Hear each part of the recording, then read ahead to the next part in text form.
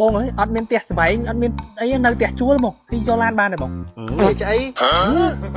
ជួយបើសិនជាចង់ឈរឈ្មោះម្នាក់ឯងមកយកឡានបានទេមានស្អីមានស្អីហូតចឹងមានស្អីចុះបើសិនជាខូច CVC ហ្មងបានទេខូច CVC បាទបងមានស្អីតាលោកអស់ទឹកបាត់ខូច CVC ហ្នឹងរាយអស់ហ្មងរាយអស់បាទបងប៉ុន្តែត្រឹមទឹកលុយក្រោម1000ទេបងមានស្អីមានស្អីមកទៅបងឲ្យមានស្អីហូតចឹងហើយចុះបើសិនជាអត់ចង់ឲ្យគេចោះញ៉ៃញ៉ៃហ្មងបងអត់ចង់ចោះញ៉ៃញ៉ៃហ្មងបាទបងបាទមានស្អីមានស្អីមានស្អី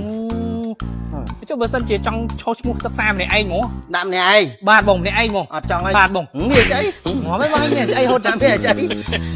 រួចអត់រួចបងរត់តរួចមែនហ្នឹងហើយបងបើរត់អត់រួចចូលខ្ញុំជិះម៉ូតូរត់ទេបងមានស្អី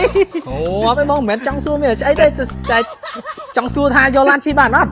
បងមកទៅបងនៅមានស្អីហូតឥឡូវបងសួរបងមួយខែត្រឹម150 250ទៅរួចអត់រួចបងរួចបាទបងអីចំណូលប្រហែលចំណូលបងណា600បងអូមានស្អីមកមានស្អីមកបង600យកឡាន